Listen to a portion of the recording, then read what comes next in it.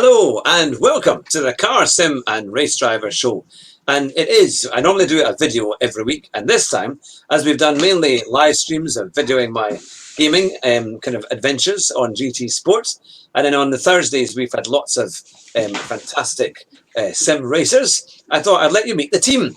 And here we are, as you can see here, on the top there, it is Andrew Marr. Oh, me. Hello. Yes, and not from the BBC. And no, much better than him. They didn't like him. He's Scottish, you know. Soon to be defunded. And also it is Jonathan Sutherland. Hello, everybody. Now, we thought we'd do... Yeah, this is the real racing driver. This is the real racing driver. Yeah. 009, spy and racing driver, gentleman racing driver. You had the best quote ever when you started your race at Silverstone Stow Circuit saying, "I'm going to win the race at the first corner." That was the instructor, the chief instructor at Silverstone, a guy called Steve, he basically gave us a 2-day briefing. And after all, he said, "Okay, everybody, so what have you taken on board?" And I said, "My plan is to win the race at the first corner." That's what he said, right? And he just went... I know, because it was at the end of the briefing and everyone was being very sensible and, very quiet. Yep, we're taking it all on, looking very pensive. And you came out with this, it was just a cracker. It's good to know that he's always been that way, because nothing's changed. It's excellent. Well, you took on some of the best guys in that team, in that group, and you went up to second for the first couple of laps. I did. And you beat someone who was a full-time professional who was trying to get into single-seater racing, an Italian guy. But who had phoned in sick from his day job or his Saturday job in some that guy who came second and is actually now running one of the BTCC teams. Yeah, is he? Yeah.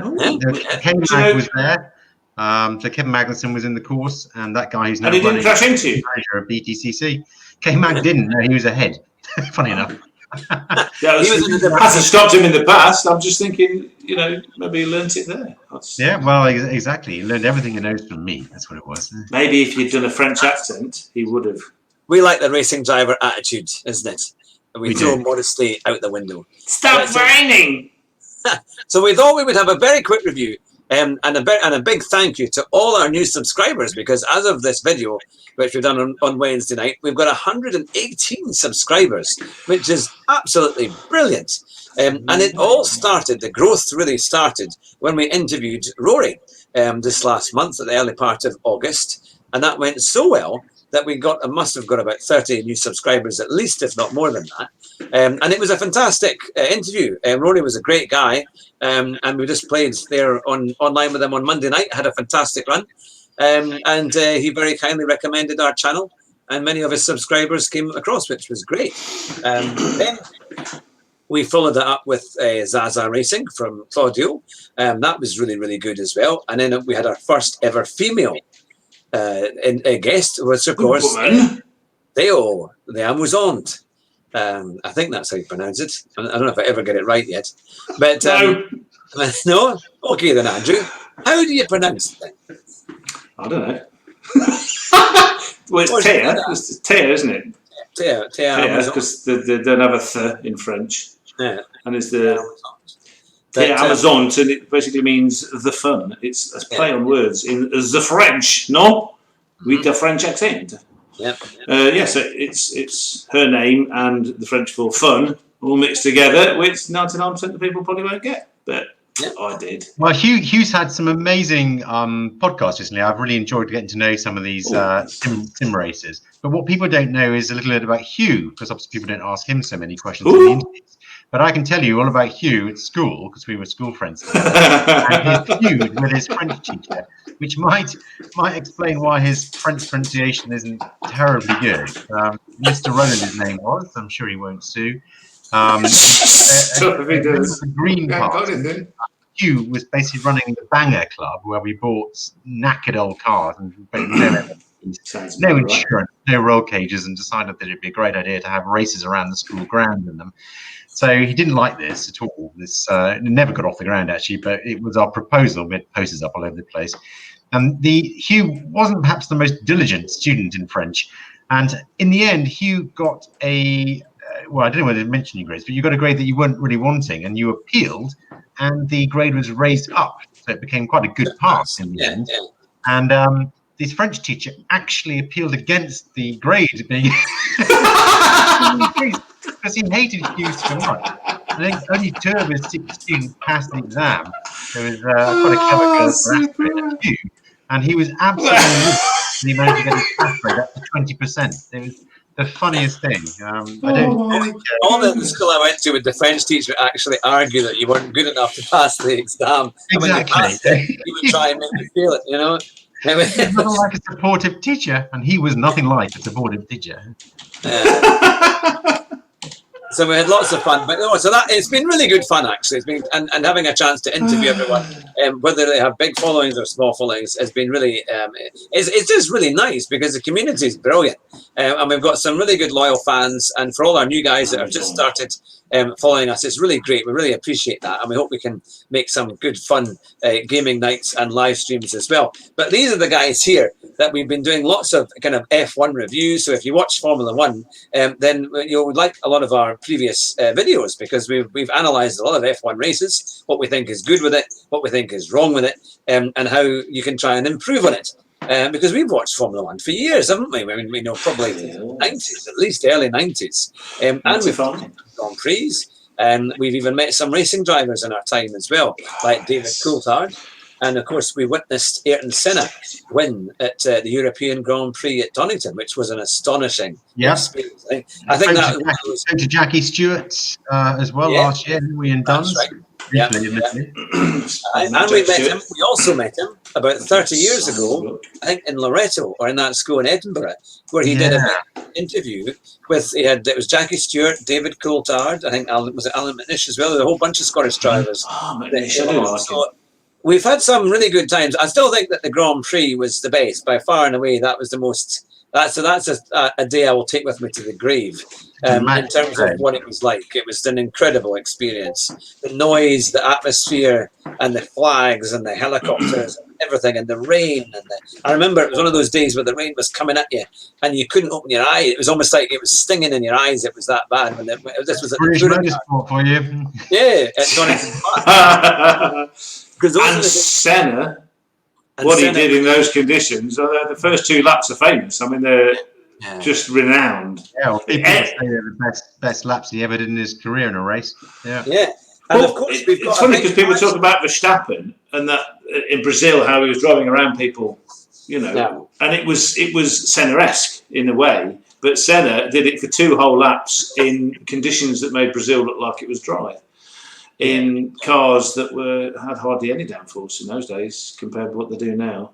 And I'm not a Senna fan. I'm not a particular Senna fan, but that was a masterclass. I remember that car. It was so bright because it was a drizzly day, and we could see the far side of Donington. But the McLaren, it just stood out, didn't it? The brightness of the paintwork, it was so exciting, and the noise of the engines, and watching him come up the hill after the Melbourne Loop in first place, and we just amazing. We couldn't believe what we'd witnessed. Yeah, and you saw everything. You saw his neck and the head move as they changed gear. So it was because we came out there to see the was it the Donington Loop, Melbourne Loop, and it was incredible as he accelerated away. And that was just at the point where we were at, and we got a great view of what it was like. Because we've reached over 100 subscribers. We've got a special prize. Now, tomorrow we'll be giving it away to one lucky subscriber. And Keith Updike, who is our special guest tomorrow, his PSN name is Keith Will Own You. He's going to help choose the details. I'll be passing that to him tomorrow. But this is the wall tile that you could be winning for the 100th subscriber. So you can get a piece of history there. Ayrton Senna in his McLaren Honda #1. What about that, eh? Yep, so and that's signed by Ayrton Senna. No, can I write? Sorry, it's not. No, A Senna. Just write that on it. There you go. Do it with your left hand, though. We'll never know. But so that will be going out to one lucky subscriber tomorrow. And now our next plan is to get up to 500 subscribers to see how that all goes. I can't count to 500. It's just not fair. It's going to be fun. YouTube does it for you, Roo. It's all right. Okay. Yeah, it does it all. It does it all for you. So we're looking for lots of questions. Our resident scientist. Yes. More than everything. So look at that. CIA. He's got a CIA background. Science. with all his stuff. There is actually. I have over there. So amphiphyl and amphiphilic. And the units of the HbA1c, the hemoglobin A1c measurements for blood glucose average over a 90-day period. Now, if you would like to appear on the show, send us an email at info@hughhatrick.com and we will get a slot in the calendar for you. Now, hopefully, we've got some very exciting guests as well coming up too. Obviously, we've got Keith tomorrow, Keith Updike, who will be our special guest. But I have been in contact as well with an exile, who's one of Kevin Fogarty's friends over in Australia, and he will be coming on a week on Thursday. We've also been in touch with the Key 25, which is Kieran over from near Southport, and hopefully he's going to come on the show, hopefully in September time. Southport? What's he want to be there for? But we could have a huge guest as well, not in terms of of significance, but in terms of that might have to be. I was just thinking, you're the fat guy in a sim. That could be so. That could mean so many different things. We've got a huge guest, even fatter guy in a sim. Well, and a very incredibly famous guest that I have to keep the wraps on because until I know it's confirmed. Oh, is it me? Exciting. You're on all the time. You're on all the time, Ruth. Not anymore, I'm not. It was like, but I'll put this out as a podcast as well, so people will be able to hear that. You know what he said earlier, viewers? He said, when we get monetized, we can get some better presenters. Talking about us. I know! We made this show. We made this show what it is. I'm going to put that in the description, maybe. I think it's not lost on either of us two. We've had this massive increase in the subscribers since we've stopped being on it for a while. It's so good, though. I have to say, I'm really enjoying it because obviously I wasn't really that into sim racing. So, but to actually see the people speak, and Rory, when he was on your show, he was giving some tips. And I asked him questions in the chat, and he answered them because I was an E-driver for Sportsmanship Rating, and basically every race was a demolition derby.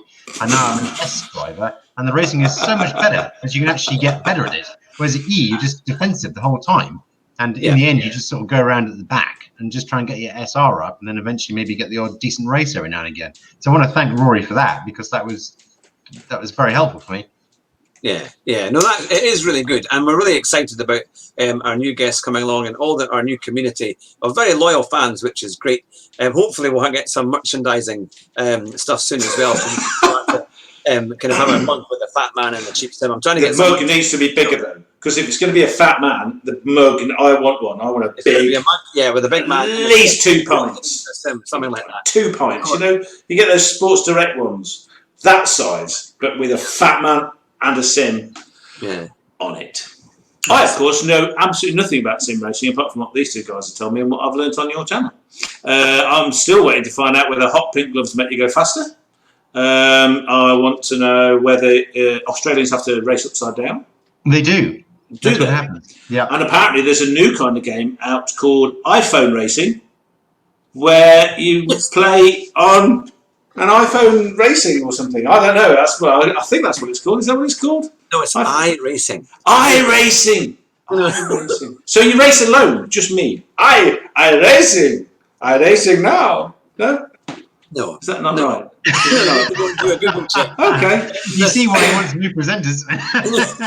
The budget of the show has just got to now you can see why I don't appear on a Thursday anymore, because what would be the point? They'd be like, hello. So you're called Zathura. That's that film, isn't it?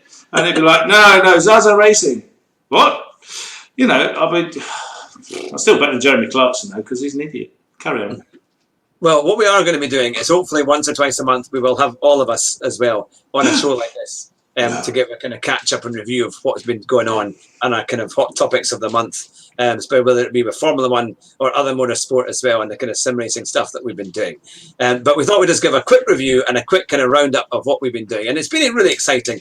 And to have 118 subscribers is brilliant. A massive, massive thank you to everyone who's subscribed and who watches regularly with us and who's part of the community. It's really, really great and really appreciate it. So that's the end of this video. Remember to subscribe to the show if you haven't already done it, and give out that name for the channel so we can see lots more people come to the channel. That would be brilliant. But from Andrew, it is hello. Okay. Goodbye. So Jonathan, You completely caught me off guard there. I was not prepared. Oh, bye. And of course, our famous motto of the show, it is drive fast and try not to crash. We'll see you very soon. I'm going to win on the first corner. That might have to me now. One of the next ones as well. That's Jonathan's one.